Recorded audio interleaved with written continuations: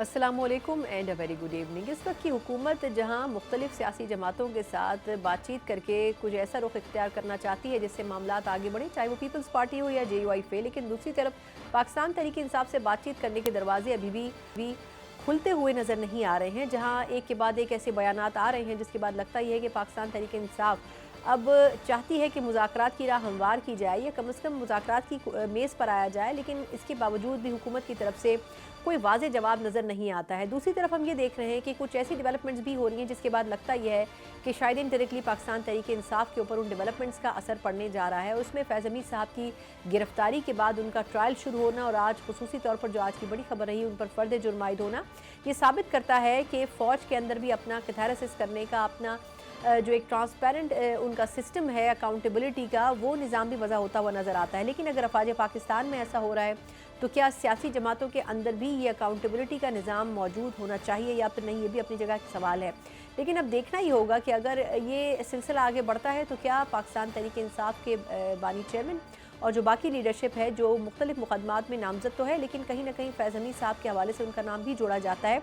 वो इसकी जद में आते हैं या फिर नहीं। ये वो तमाम मसाइल हैं जो मुमकिन तौर पर पाकिस्तान तहरीक इंसाफ के लिए आने वाले दिनों में बढ़ते हुए नज़र आ रहे हैं। इसी पूरी सियासी सूरत हाल के ऊपर पाकिस्तान तहरीक इंसाफ का मौक़िफ़ क्या है और इसके अलावा कुछ दीगर चैलेंजेस जो इस वक्त सियासी जमात को दरपेश हैं,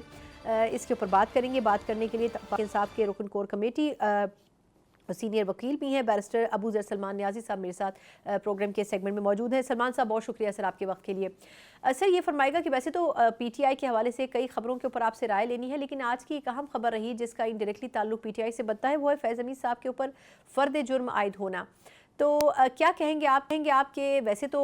उनके जो ट्रायल है वो शुरू हो चुका है उनका फील्ड कोर्ट मार्शल का, लेकिन अब क्या आपको ये लग रहा है कि उनको सज़ा की तरफ लेके जाता नज़र आ रहा है आपको ये सिलसिला, जिस तरह उनके ऊपर आज फ़र्द जुर्म आयद हुई है और फिर मिलिट्री कोर्ट्स में ट्रायल भी बड़े स्पीडली होते हैं एज़ कम्पेयर टू जो नॉर्मल कोर्ट्स होती हैं?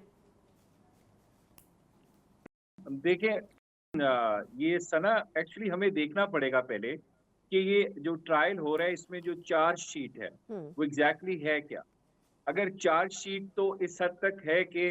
फौज के अंदर की अकाउंटेबिलिटी की बात हो रही है, वहां पे कोई पावर का गलत इस्तेमाल किया गया, SDG ISI या कोई भी उनको पोजीशन दी गई विद इन आर्मी, अगर वो ट्रायल हो रहा है तो that is an internal matter of the arm forces मेरी नजर में। लेकिन अगर इसको लिंक किया जाता है जिस तरह, मतलब कि बहुत सारे लोग जो हैं मीडिया में, खासकर जो पोस्टमैन जर्नलिस्ट हैं जिनको व्हाट्सएप आता है, वो बताते हैं कि इनको खान साहब से लिंक किया जा रहा है या 9 मई से लिंक किया जा रहा है, तो फिर तो इसकी पाकिस्तान तहरीक इंसाफ जो है वो इंडिपेंडेंट इंक्वायरी और ओपन इंक्वायरी की डिमांड करती है। फिर इसको, इस तरह के ट्रायल को हम नहीं मानते अगर इसमें आपने किसी सिविलियन को भी इसका पार्ट बनाना है, क्योंकि हमारा पहले दिन से यही मौकफ है कि सिविलियंस का मिलिट्री कोर्ट में ट्रायल नहीं हो सकता। इसको हम नहीं मानते, यही सुप्रीम कोर्ट के 5 मेंबर बेंच भी कह चुका है और अभी उसकी अपील पेंडिंग है। सो हमारी नजर में ये गैर आईनी ट्रायल होगा अगर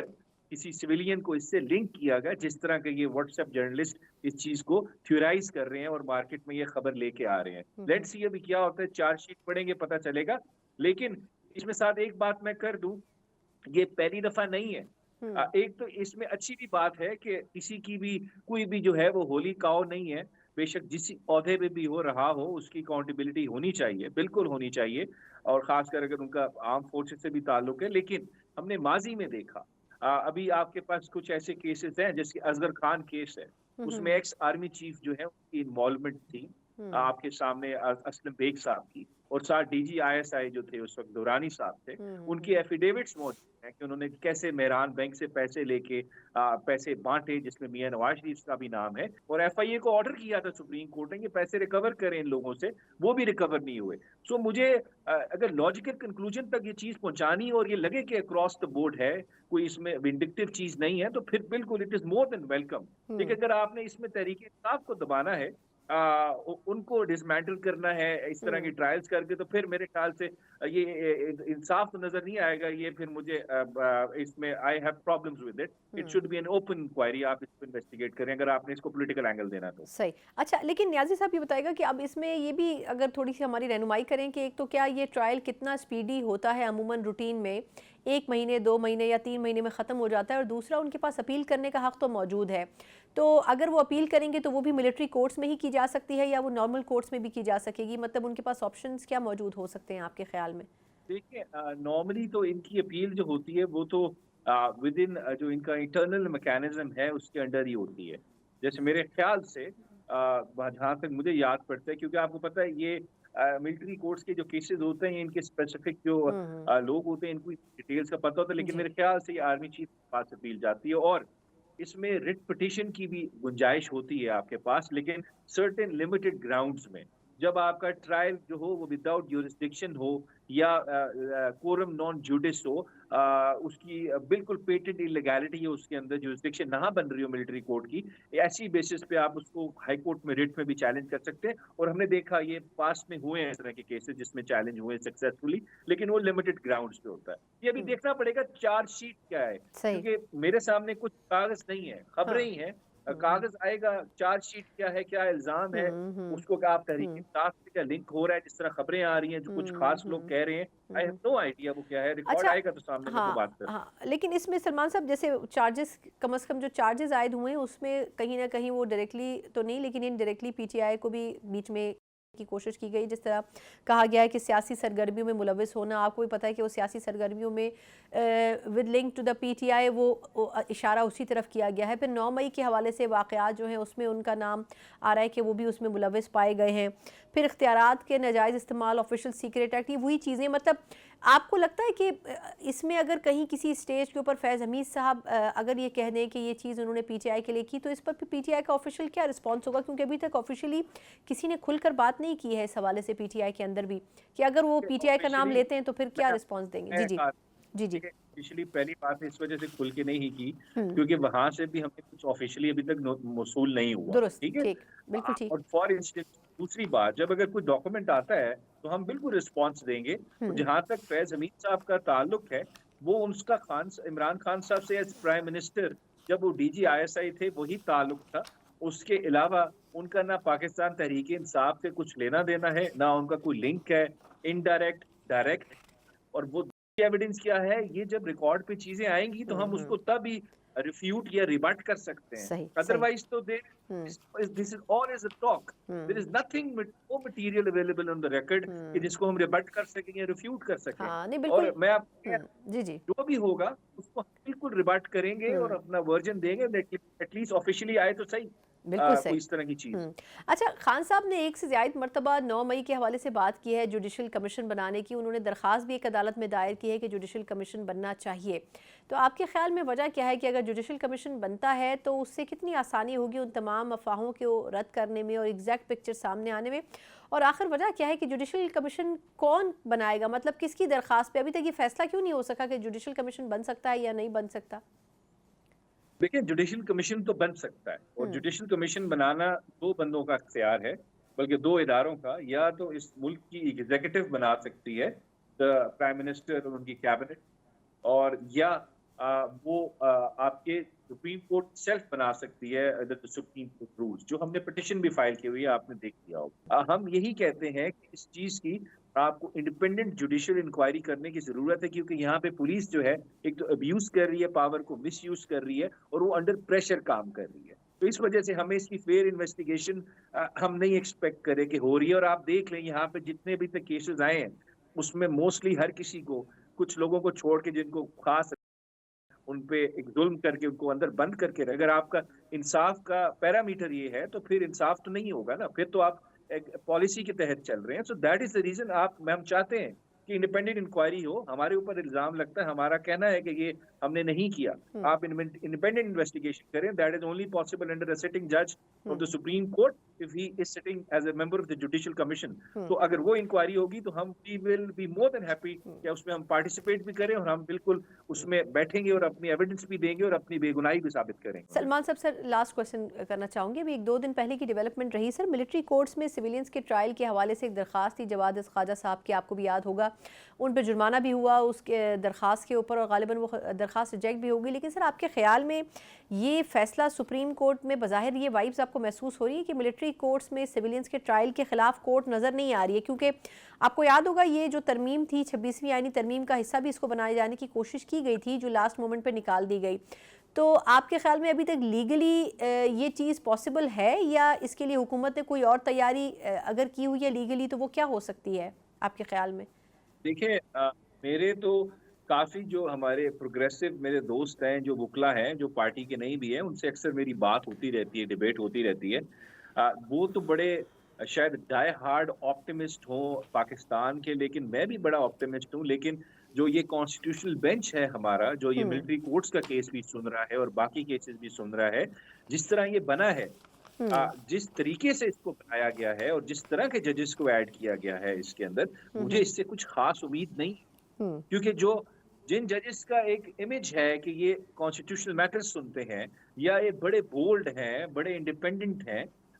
وہ تو کانسٹیٹیوشنل بینچ میں مجھے نظر ہی نہیں آ رہے جن کو دنیا جانتی ہے کہ یہ بڑے شاندار ججمنٹس پاس کرتے ہیں ان کو یونیورسٹیز میں کوٹ کیا جاتا ہے وہ اس کا حصہ ہی نہیں ہے. سو اس کی جو کمپوزیشن ہے وہی ڈٹرمن کی ہے. تو میں کیسے ایکسپیکٹ کر سکتا ہوں کہ یہ ملٹری کورٹس کے کیس میں میرے حق میں فیصلہ دیں گے یا یہ ایسا فیصلہ دیں گے جو کو پسند نہ آئے. یہ وہی بات ہو گئی. یہ اس بینچ کے سامنے کیس لگنا وہی بات ہے کہ میں کسی حکیم کے پاس کوئی سیریس سرجری کا آپریشن کروا لوں یا میں کسی ہومیوپیتھک ڈاکٹر کے پاس سرجری کہوں کہ وہ کر دے. جب وہ سرجری حکیم کرے یا کوئی ہومیوپیتھک ڈاکٹر کرے تو وہ جس طرح کا اس کا رزلٹ ہوگا وہ آپ کے سامنے ہی ہے. اور جب یہ والا بینچ کانسٹیٹیوشنل میٹر سنے گا اس کا جو رزلٹ ہوگا وہ بھی آپ کے سامنے ہے. بہت بہت شکریہ بیرسٹر ابوذر سلمان نیازی سر آپ کے لیے پاکستان تحریک انصاف کے رہنما بھی ہیں کور کمیٹی کے رکن بھی ہیں. اب دیکھنا ہوگا کہ پاکستان تحریک انصاف کی طرف سے تو بڑا واضح جواب ہے. بیرسٹر گوہر صاحب بھی کہہ چکے ہیں کہ جو چارج شیٹ لگائی گئی ہے فیض حمید صاحب کے خلاف وہ فوج کا اندرونی معاملہ ہے اور اس حوالے سے وہ کوئی بھی رائے دینا نہیں بہتر سمجھتے. لیکن اب دیکھنا ہوگا کہ آیا اگر کہیں کسی اسٹیج کے اوپر سیاسی طور پر اس کا اثر پی ٹی آئی کے اوپر پڑتا ہے تو ان کی حکمت عملی کیا ہوگی. ایک مختصر وقفہ اور اس کے بعد ہم بات کرنے جا رہے ہیں کہ حکومت کی ایک بڑی اتحادی پاکستان پیپلز پارٹی جن کا ابھی تک نون لیگ کے ساتھ ان ڈیمانڈز کے اوپر کوئی فیصلہ نہیں ہو سکا ہے. اب دیکھنا ہوگا کہ اس اتحاد میں دراڑ پڑتی ہے یا یہ واپس اپنی مضبوط شکل بحال کرتا ہے. اس کے اوپر کچھ بات کریں گے پیپلز پارٹی کے رہنماؤں سے ایک بریک کے بعد.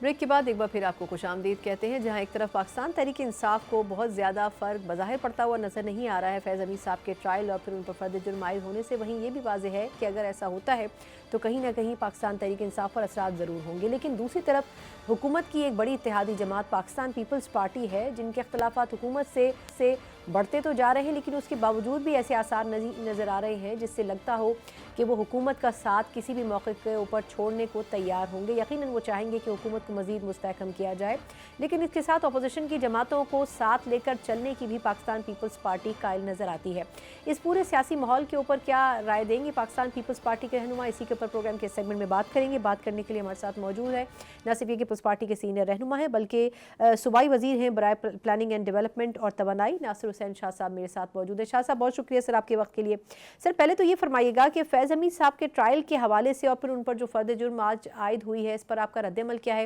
اسٹیبلشمنٹ کی طرف سے تو ایک مثال قائم کی گئی ہے اپنی اکاؤنٹیبلٹی کی, تو کیا سیاسی جماعتوں کو بھی ایک طریقے سے یہ پیغام دیا جا رہا ہے کہ ان کے اندر بھی اکاؤنٹیبلٹی کا ایک نظام وضع ہونا چاہیے؟ بسم اللہ الرحمن الرحیم. اللہم صلی علی محمد و آل محمد. دیکھیں اکاؤنٹیبلٹی تو ہر جگہ پہ ہونی چاہیے اور جزا سزا اور اس طرح کی چیزیں ہوں گی تو ہی بہتری آئے گی. یہ جو ایک لگتا ہے کہ کوئی کسی سے کسی طرح سے کوئی بھی پوچھ نہیں سکتا کچھ, تو یہ طریقہ کار غلط ہے. یا پھر ایک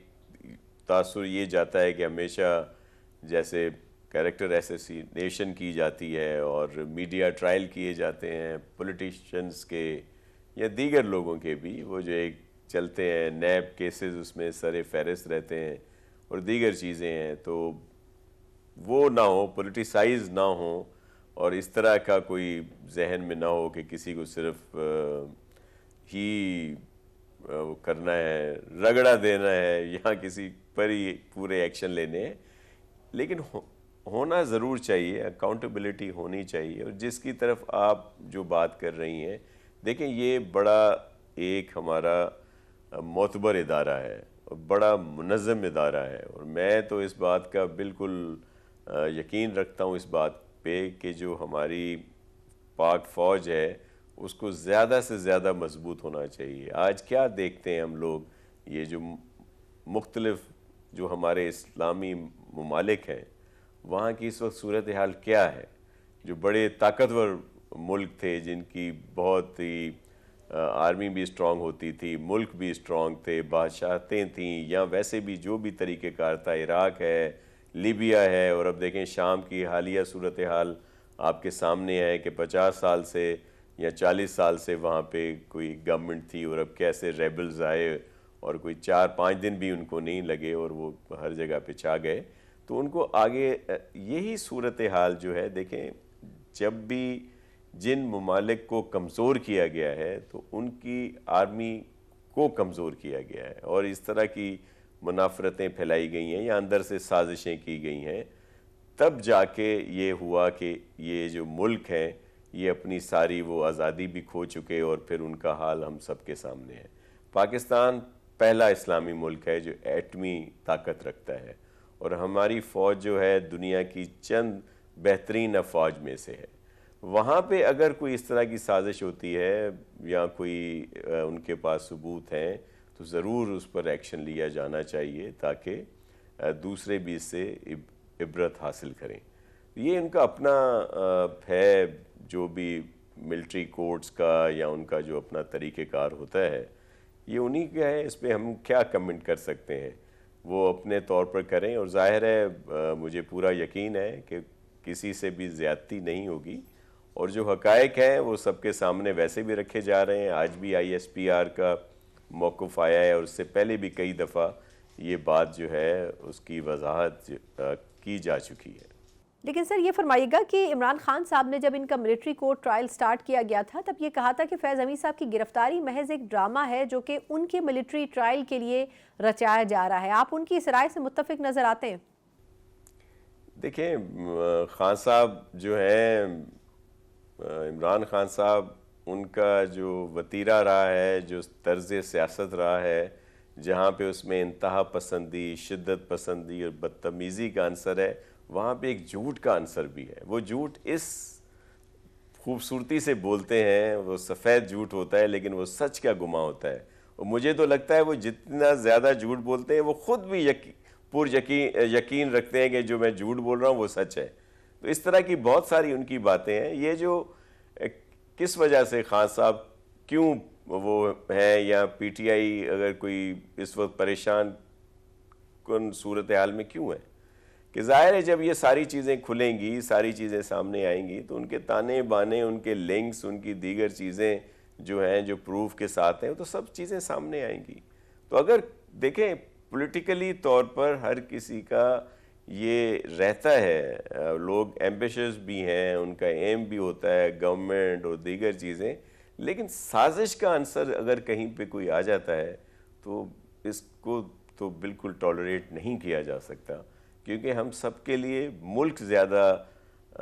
ہونا چاہیے، نہ کہ اپنی ذاتی شخصی کوئی گورنمنٹ ہو یا اپنی ذات ہو۔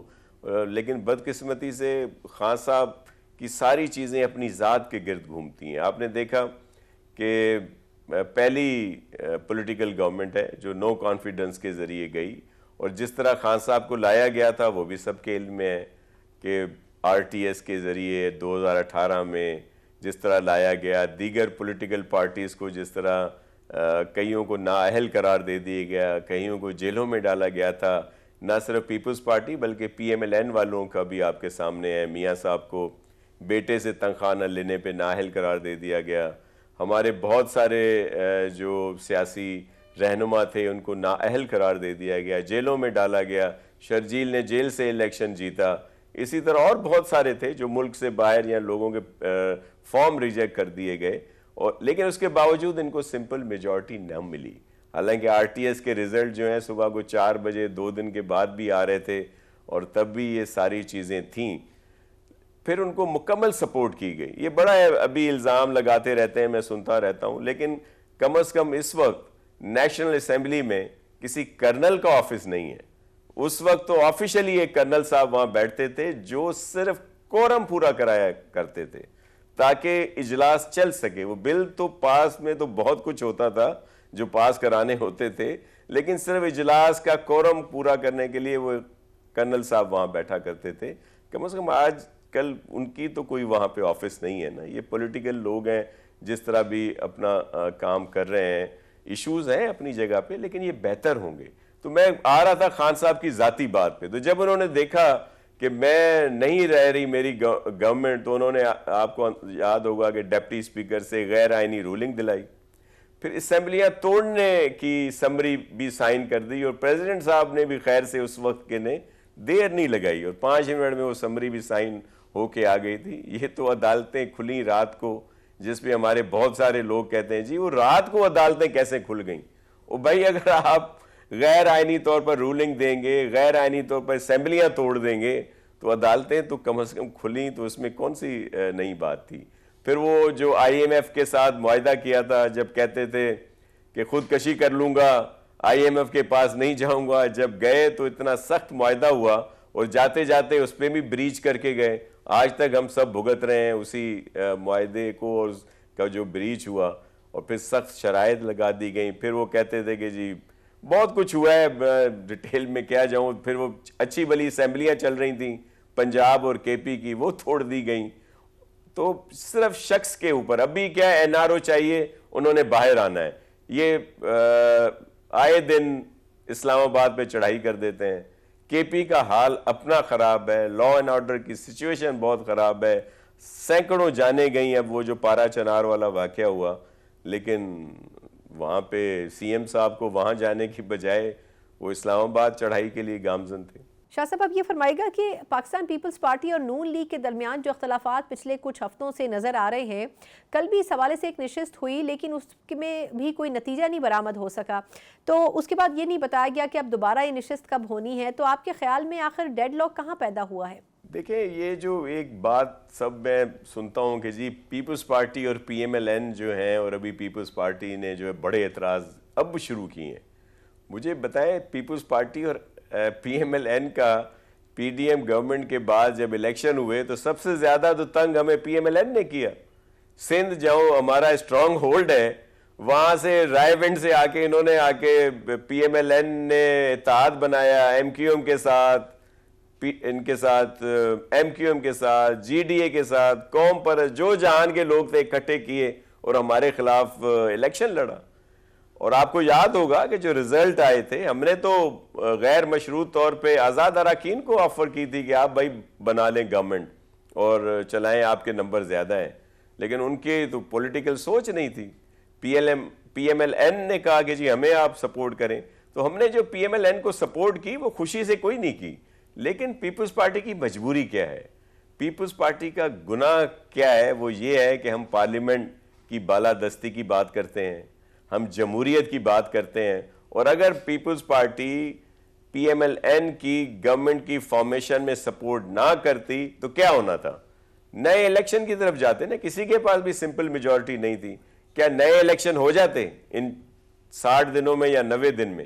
9 سال لگتے, 7 سال لگتے. تو پیپلز پارٹی نے یہ کڑوا گھونٹ پیا اور گورنمنٹ کی فارمیشن میں ان کو سپورٹ کی. ہم نے ایگزیکٹو کا حصہ نہیں بنے.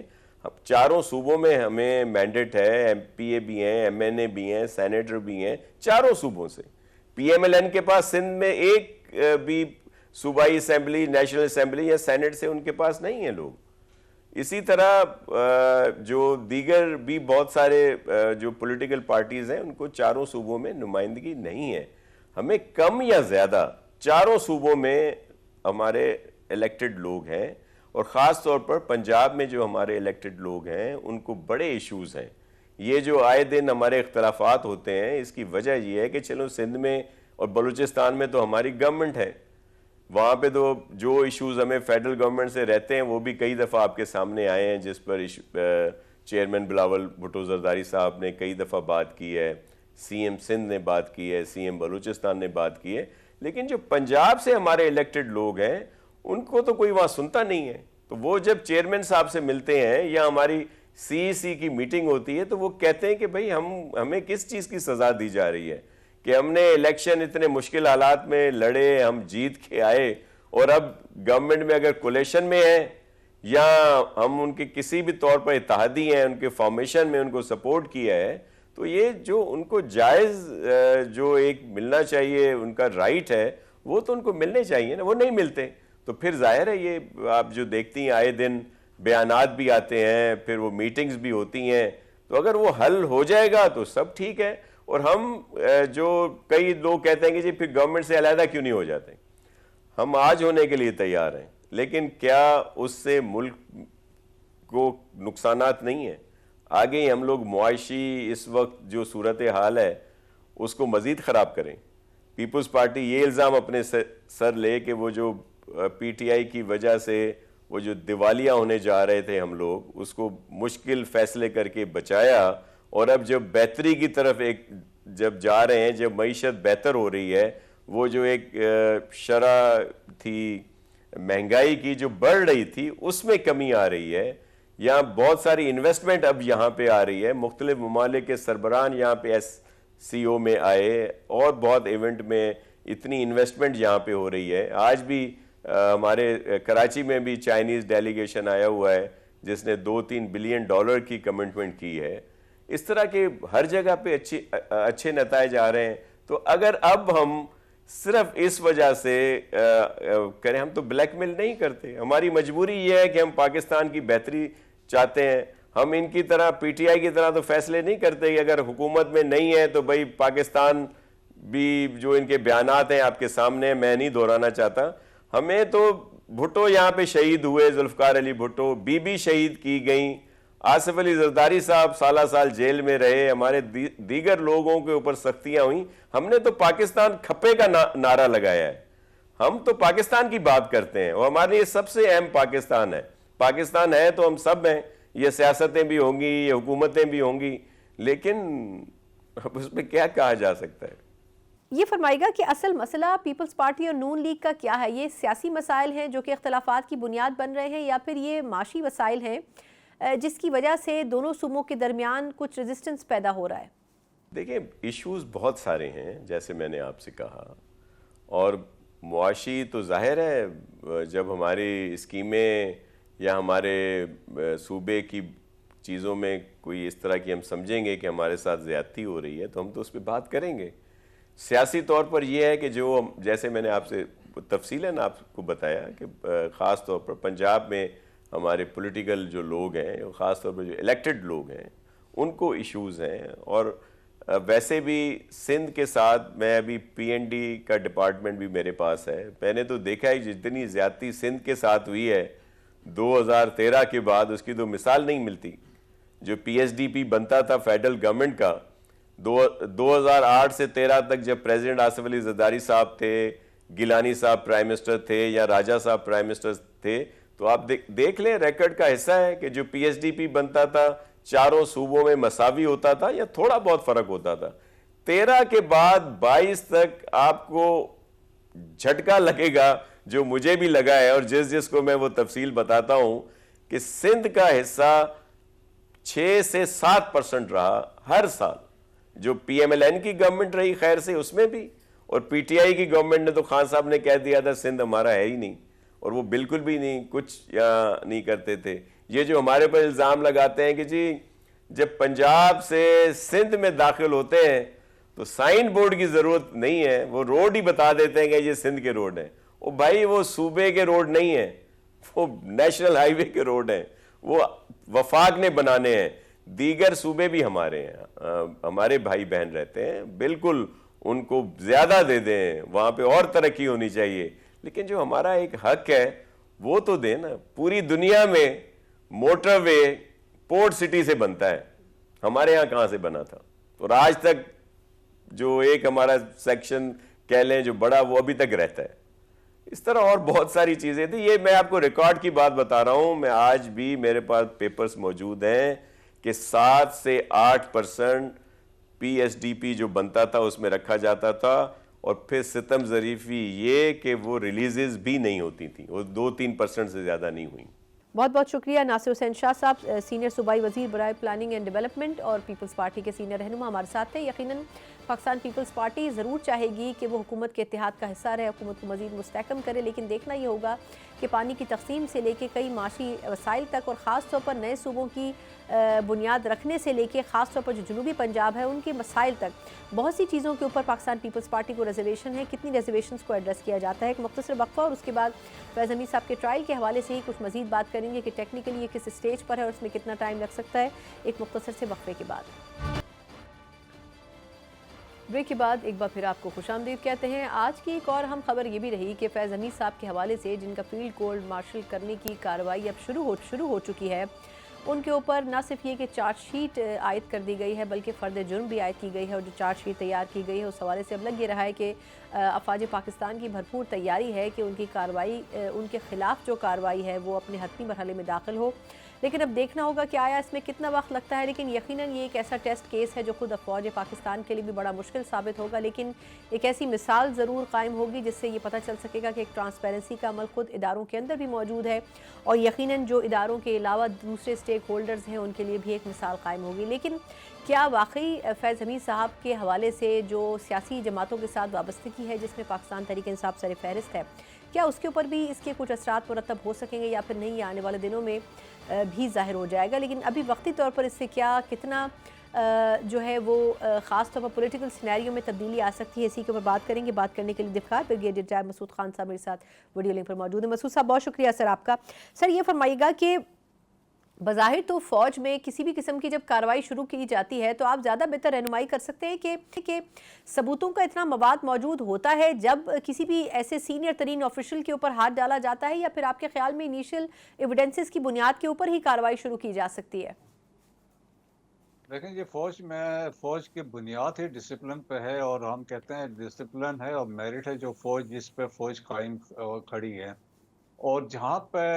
وائلیشن ہے لا، جس میں ہم بات کرتے ہیں چاہے وہ پاکستان آرمی ایکٹ ہے، آفیشیل سیکرٹ ایکٹ ہے، مینول آف پاکستان ملٹری لا ہے، آرمی ریگولیشنز ہے، انسٹرکشنز ہے، یا فارمیشن کے انسٹرکشنز ہوتی ہیں، جی ایچ کیو کی انسٹرکشن ہوتی ہے، یہ سارے ان کو آپ فالو نہیں کرتے ہیں، وائلیٹ کرتے ہیں، تو یقیناً آپ اس کے مرتکب ہوتے ہیں۔ وہ سزائیں جس طرح آپ نے ابھی انٹرو میں کہا ہے کہ فوج میں سیلف اکاؤنٹیبلٹی کا سسٹم ہے، اور دیکھیں کہ ایک سلسلہ چل رہا ہے لیکن خبریں یہ پبلک نہیں ہوتی ہیں۔ اس میں تو ایک ہائی پروفائل کیس اس وجہ سے چیزیں پبلک ہوئی ہیں، لیکن فوج میں یہ ہے جب اس طرح کی وائلیشن ہوتی ہے، ڈسپلن کی وائلیشن ہوتی ہے، تو معافی نہیں ہے، irrespective آف یور رینک، چاہے whether you are a 3 star اور ایک عام سولجر ہیں، لیکن آپ نے وائلیشن کی ہے تو آپ کو اس کو سزا ملے گی۔ ٹھیک، اچھا یہ فرمائے گا سر کہ جس قسم کی ایلیگیشنز ان پر عائد کی گئی ہیں، جیسے سیاسی سرگرمیوں میں ملوث ہونا، آفیشل سیکرٹ ایکٹ کی خلاف ورزی کہا گیا ہے، پھر یہ کہ 9 مئی کے واقعات میں بھی ملوث ہونے کی بات کی گئی ہے، تو آپ کے خیال میں ویسے تو اطلاعات یہ رہیں کہ فیض حمید صاحب کو ریٹائرمنٹ کے بعد کئی مرتبہ یہ پیغام دیا گیا تھا کہ سیاسی طور پر اپنی ایکٹیویٹیز کو محدود کر لیں، لیکن آپ کو کیا لگتا ہے کہ وہ 9 مئی ہی ان کا ڈراپ سین بنا جس کے بعد فائنلی یہ سمجھا گیا کہ اب ان کے خلاف کارروائی ہونی چاہیے؟ دیکھیں اس میں ایک پہلو ہے، اور اس میں ملٹیپل چارجز ہیں، جو چارج شیٹ جب بنتی ہے، اور دیکھیں وہ چارج شیٹ بھی بیسیکلی ایویڈنس کے بنیاد پہ بنتی ہے، جس میں بھی اور کراس ایگزامینیشن ہوتی ہے، تو اس میں تو ایک ڈیلیبریشنز ہوتی ہیں، تو اس میں یقیناً ثبوت ہوتے ہیں، تو اس میں بھی ملٹیپل چارجز کی بات کی گئی ہے، ملٹیپل جو ان پہ چارجز ہیں، تو لیکن اس کے اندر ایک جو ہے وہ ان کی پولیٹیکل انوالومنٹ ہے، سیاسی سرگرمیوں میں ان کی انوالومنٹ ہے، خاص طور پہ جب بات کی جاتی ہے 9 مئی کے جو واقعات ہوئے ہیں، جو تاریخ میں پہلے کبھی ایسا نہیں ہوا 76 ایئرس کی ہسٹری میں، وہ واقعات رونما ہوئے، پھر 22 نومبر کے وہ واقعات ہیں جب پریزنٹ چیف نے ٹیک اوور کیا، تو اس دوران بھی کچھ ایسے واقعات ہوئے تھے، ان میں بھی ان کی انوالومنٹ کی بات کی گئی ہے، تو میرا خیال میں یہ بڑے سیریس قسم کے ہیں، جب یہ پروسیڈنگ چلیں گے آگے تو اس سے چیزیں مزید واضح طور پہ آ جائیں گی، اور اس میں کون کون سے انوالو ہیں، سہولتکار کون تھے، وہ بھی چیزیں اس میں کلیئر ہو جائیں گی۔ اچھا مسعود صاحب یہ فرمائے گا کہ ایک تو یہ کہ یہ کتنا وقت اس میں لگ سکتا ہے اس ٹرائل میں، ٹیکنیکلی کتنا لمبا ٹرائل ہو سکتا ہے، اسپیڈی تو ہوتے ہیں یہ ہمیں پتہ ہے، اور دوسرا یہ کہ کیا اگر پاکستان تحریک انصاف کا نام بیچ میں آتا ہے جس کے حوالے سے ان کی خبریں رہیں، تو کیا پھر ان کی جماعت کو کے لوگوں کو بھی اور ان کے قائد کو بھی پھر اس کی زد میں آئیں گے، یا پھر ان کے ٹرائلز جہاں چل رہے ہیں وہیں پر اسی بنیاد پر آگے بڑھیں گے؟ جیسے کہ آپ کو پتہ ہے، دیکھیں آلریڈی جو 9 مئی کے واقعات ہوئے ہیں اس کے بعد ابھی تک سزا اور جزا والا فیصلہ ہی نہیں ہو سکا، کیونکہ ہمارے اس میں کورٹس میں جا کے وہاں پہ سٹے ہے، لوگ قید میں وہاں پہ پڑے ہوئے ہیں، تو اس سے ایک بڑا امپریشن ہی اس سے خراب ہوتا ہے۔ اور ابھی بھی میرا خیال میں دیکھیں کہ جو آئینی بینچ بنا ہے اس کے سامنے بھی یہ کیس ہے، تو اب ریکوائرمنٹ تو یقیناً ہے کہ جو لوگ انوالو ہیں، چاہے دیکھیں افواج پاکستان کی طرف سے یہ تو اپنا کام کر رہے ہیں، اور ریکارڈنگلی ایک سینئر آفسر کو 3 سٹار جو ہیں ان کو ابھی چارج شیٹ کر دیا ہے، فارملی ان کی انوالومنٹ کنفرم کر دی ہے کہ یہ آپ کے چارجز ہیں۔ اب ان کے ساتھ جو لوگ اس میں انوالو تھے جو ہے سویلین سائڈ میں ہیں، تو یہ یقیناً ان کا ایک لنک بنتا ہے۔ اب یہ کورٹ نے فیصلہ کرنا ہے، سپریم کورٹ آف پاکستان نے، تاکہ اس پہ بھی فیصلہ دیں، تاکہ جو لوگ اس ایونٹ 9 مئی کے واقعات میں انوالو تھے، جو پاکستان کی سالمیت کے لیے خطرے کے باعث بنے ہیں، تو ان سب کا ایک مکمل طور پہ سزا اور جزا کا فیصلہ ہو سکے۔ ٹھیک، بہت بہت شکریہ بریگیڈیئر ریٹائر مسعود خان صاحب اس حوالے سے بات کرنے کے لیے۔ یقیناً فیض حمید صاحب کے ٹرائل کے حوالے سے بہت سی ڈیولپمنٹس ابھی ہونی باقی ہیں، لیکن اب دیکھنا ہوگا کہ سیاسی طور پر کتنے اس کے اثرات ہو سکتے ہیں۔ ایک مختصر وقفہ اور اس کے بعد ہم بات کرنے جا رہے ہیں شام کی صورتحال کے اوپر، ایک مختصر سے بریک کے بعد۔ بریک کے بعد ایک بار پھر آپ کو خوش آمدید کہتے ہیں۔ جس طریقے سے پاکستان میں بہت سی سیاسی تبدیلیاں رونما ہو رہی ہیں، وہیں ویسے بھی بین الاقوامی سطح کے اوپر بھی بہت سی تبدیلیاں رونما ہو رہی ہیں، خاص طور پر مشرق وسطیٰ میں اگر دیکھا جائے تو غزہ کی صورتحال کے بعد جس طرح ایک ایک کر کے کئی اسلامی ممالک ڈائریکٹلی یا انڈائریکٹلی اس جنگ کا حصہ بھی بن رہے ہیں یا اس جنگ کے اثرات فیس کر رہے ہیں، یہ کہنا غلط نہیں ہوگا۔ شام کی صورتحال جس طریقے سے شام میں باغیوں نے حکومت کا تختہ الٹا اور جس طرح بشار الاسد صاحب وہاں سے بھاگ نکلے، اس کے بعد اب دیکھنا ہی ہوگا کہ آیا شام کے مستقبل کے حوالے سے یہ جو باغیوں کی الغار تھی یا یہ جو سو کالڈ انقلاب تھا، یہ ان کے حق میں درست ثابت ہوگا، فائدہ مند ثابت ہوگا یا نقصان دہ ہوگا؟ پھر جو کچھ بھی ہوا کیا اس پہ بیرونی عناصر بھی کار فرما تھے؟ کیونکہ کہا جاتا ہے کہ اسلامی ممالک خاص طور پر مڈل ایسٹ میں جو ماضی میں بھی انقلاب آتے رہے ہیں اس میں کہیں نہ کہیں بیرونی قوتوں کی مدد بھی شامل رہی ہے، لیکن یہ کس حد تک درست ہے، اس کے اندرونی حقائق کیا ہیں، اسی کے اوپر پروگرام کے اس سیگمنٹ میں بات کریں گے۔ بات کرنے کے لیے سینئر سیاکار اور ایڈیٹر العربیہ دبئی منصور جعفر صاحب میرے ساتھ موجود ہیں۔ منصور صاحب بہت شکریہ سر آپ کے وقت کے لیے۔ پہلے تو یہ بتائیے گا کہ یہ جو سچویشن تھی یہ اچانک ہی رونما ہوئی، خاص طور پر اگر غزہ اور اسرائیل کے مسئلے کو مد نظر رکھیں، یا پھر یہ بہت عرصے سے پائل اپ ہو رہی تھی اور ایک دم ہم نے دیکھا کہ یہ حالات پیدا ہوئے؟ آپ کے خیال میں ایگزیکٹلی یہ سچویشن شروع کہاں سے ہوئی اور اس کا خاتمہ کن مندرجات کے اوپر ہوا آپ کی نظر میں؟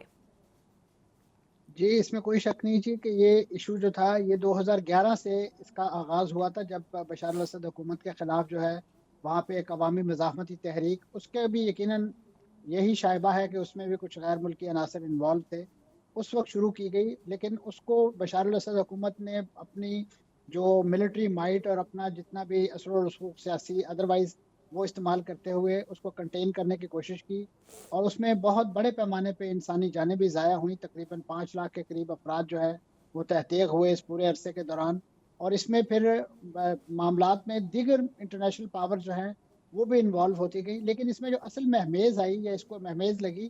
وہ جب سے یہ غزہ کی جنگ آغاز ہوا، اور اس کے بعد خاص طور پہ لبنان میں جو پچھلے تقریباً 3 ماہ کے اندر ڈیولپمنٹ ہوئی کہ جس میں حزب اللہ کی top leadership, first year leadership جو ہے اسے ایلیمنیٹ کر دیا اسرائیل نے، اور اس کے بعد جو ہے ایک کھلی جنگ جو ہے اس کا آغاز کیا، اور اس کے نتیجے میں بھی تقریباً 5 سے 6 ہزار افراد جو ہے ایک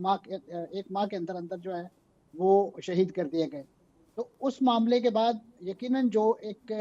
مورال بوسٹنگ تھی یا مورال ڈاؤن ہوا حزب اللہ فورسز کا، اور وہ بنیادی طور پہ یہاں پہ بشار الاسد کی حکومت کو بہت زیادہ سپورٹ کرتے تھے، اور ان کو یقیناً ایران جو ہے وہ کھلے عام سپورٹ کرتا ہے حزب اللہ کو، اور ایک لاجسٹک روٹ یہاں سے اسلحہ سپلائی کا بیروت تک جو ہے وہ انشور تھا، اور اسی کے ذریعے یہ سارا اسلحہ گولہ بارود جو ہے وہ بیروت تک جاتا تھا، اور پھر حزب اللہ کے جنگجو جو ہیں وہ اسے اپنے مقاصد کے لیے استعمال کرتے تھے۔ تو اس پورے واقعے کے اس کے ساتھ ساتھ ایران پر جس انداز سے امریکہ نے حملے کیا اور اس کے نتیجے میں وہاں پہ حماس کی لیڈرشپ کو نشانہ بنایا اور پھر شام کے اندر جو ایران کے سفارت خانے کو نشانہ بنایا، تو یہ وہ تمام اشارے تھے کہ جس میں ایک تیاری ملتی ہے اسرائیل کی طرف سے اور عالمی طاقتوں کی طرف سے کہ وہ اس ریزسٹنس کا جو ایکسس ہے، جسے امریکہ ایکسس آف ایول کہتا ہے، اس کے درپے ہیں اور اسے ختم کرنا چاہتے ہیں۔ بشار الاسد کی حکومت یقیناً ایک بیس کیمپ کے طور پہ یہاں پہ یا شام ایک بیس کیمپ کے طور پہ کام کر رہا تھا، اور اس حوالے سے جو ان کے ہاں ایک ریزسٹنس عوامی جاری تھی وہ بھی کنٹین کرنے میں یقیناً ان تمام پاورز کا بڑا ہاتھ تھا۔ لیکن جو آخری میں سمجھتا ہوں جو چرکا لگا ہے یا جو ایک فاسٹ پیس ڈیولپمنٹ شروع ہوئی کہ جس نے 10 دن کے اندر اندر سقوط دمشق کا سانحہ جو ہے یا واقعہ جو ہے وہ رونما کرنے میں مدد دی، وہ ترکیے کی طرف سے میں سمجھتا ہوں یہ ایک جسے اب تحریر الشام تنظیم نامی ایک گروپ یا اس میں بہت سارے اسپلنٹر گروپس شامل ہیں، ان کو جب ایک بہت بڑے پیمانے پہ گو ہیڈ کا اشارہ ملا تو انہوں نے جس تیز رفتاری کے ساتھ پیش قدمی کرتے ہوئے شام کے تمام بڑے شہر 4-5 بڑے شہر جو M5 شاہراہ پر واقع تھے ان پر قبضہ کر لیا، اور اس کا منطقی انجام جو ہے وہ دمشق کے سقوط کی صورت میں ہمارے سامنے اچھا منصور صاحب یہ بتائے گا کہ چلیں یہ سب کچھ تو ہو گیا، لیکن اب اگلے مرحلے پہ ایک تو مجھے یہ بھی تھوڑی سی وضاحت کیجیے گا کہ غزہ اور اسرائیل کی جو سچویشن تھی اس میں بشار الاسد صاحب کی حکومت کی پالیسی کیا تھی، اور کیا اس کے اوپر تنقید یا پذیرائی کیا ان کو عوام میں حاصل تھی؟ اور دوسرا یہ کہ یہ جو اب رول چینج ہو رہا ہے تو آپ کے خیال میں یہ جو باغیوں کا ایک نیا سیٹ اپ آئے گا یہ کیا حکومت بنانے میں خود اپنا کردار ادا کرے گا یا پھر یہ سیاسی جو جماعتیں ہیں انہی کو آگے لے کے آئے گا؟ جہاں تک تو بشار الاسد صاحب کا تعلق ہے تو بشار الاسد صاحب ایک حادثے کے نتیجے میں جو ہے اس ملک کے مسند اقتدار پر فائز ہوئے تھے۔ ان کے والد جب سن 2000 میں ان کا انتقال ہوا تو اس کے بعد ایک ویکیوم پیدا ہو گیا تھا، تو ان کو یہ بیسیکلی آئی سرجن ہیں اور پیشے کے اعتبار سے ڈاکٹر ہیں، یہ فرانس میں زیر تعلیم تھے اور وہاں پریکٹس کرتے تھے، اور ان کو پھر یہاں بلایا گیا اور یہ 34 برس کی عمر میں ان کو ملک کا صدر بنایا گیا، جبکہ دستور کے مطابق 40 سال سے کم عمر کا بندہ صدر نہیں بن سکتا، اور اس کے لیے قانون سازی بھی اسپیشلی کی گئی تھی۔ جی جی تو اس کے بعد ظاہر ہے ان کا ایک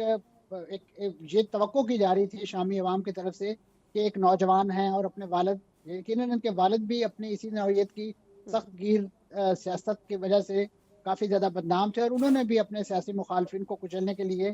حما شہر پر جو ہے 28 دن تک جو ہے ایک آتش و آہن کی بارش کی، جس کے نتیجے میں 44,000 لوگ ایک ماہ کے اندر انہوں نے قتل کر دیے۔ تو اور یہ ان کی آمد کے بعد ایک توقع تھی کہ شاید یہ ایک سافٹ کارنر رکھیں، عوام کے جو جمہوری اور ان کے انسانی حقوق ہیں اس کا احترام کریں، لیکن انہوں نے بھی ایک نئے آمر کا روپ اختیار کر کے